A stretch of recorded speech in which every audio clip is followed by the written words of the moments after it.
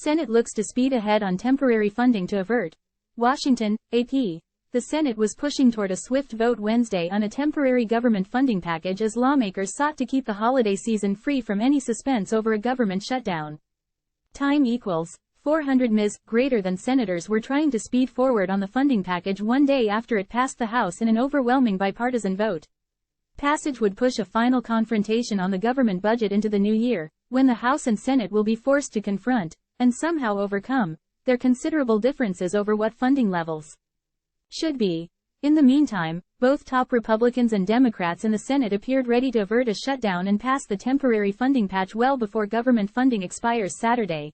No drama, no delay, no government shutdown. That's our goal, Senate Majority Leader Chuck Schumer said in a floor speech Wednesday morning. Senators were still negotiating how the bill could advance through the chamber, but Republican Whip John Thune, the No.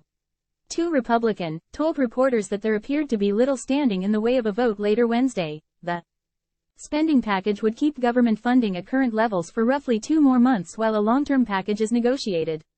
It splits the deadlines for passing full-year appropriations bills into 2 dates, January 19 for some federal agencies and February 2 for others, creating 2 deadlines where there will be a risk of a partial government shutdown. Time equals 400 Ms. greater than Speaker of the House Mike Johnson, Arla, meets with reporters ahead of a crucial vote on a continuing resolution to keep the government funded at its current levels, a measure not heartily supported by the hard right wing of his party, at the Capitol in Washington, Tuesday, November 14, 2023. AP photo.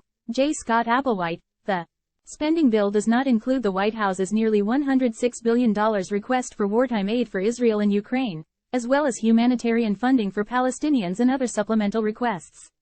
Lawmakers are likely to turn their attention more fully to that request after Thanksgiving holiday in hopes of negotiating a deal, Schumer called the stopgap funding plan, far from perfect, but said he would support it because it averts a shutdown and will do so without any of the cruel cuts or poison pills that hardline conservatives wanted. House Speaker Mike Johnson, who crafted the plan, has vowed that he will not support any further stopgap funding measures, known as continuing resolutions. He portrayed the temporary funding bill as setting the ground for a spending fight with the Senate next year.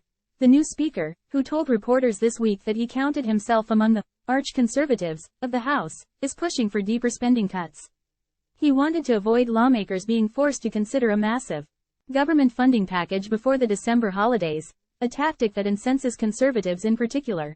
But Johnson is also facing pushback from other hardline conservatives who wanted to leverage the prospect of a government shutdown to extract steep cuts in policy demands. Many of those conservatives were among a group of 19 Republicans who defied Johnson Wednesday to prevent floor consideration of an appropriations bill to fund several government agencies.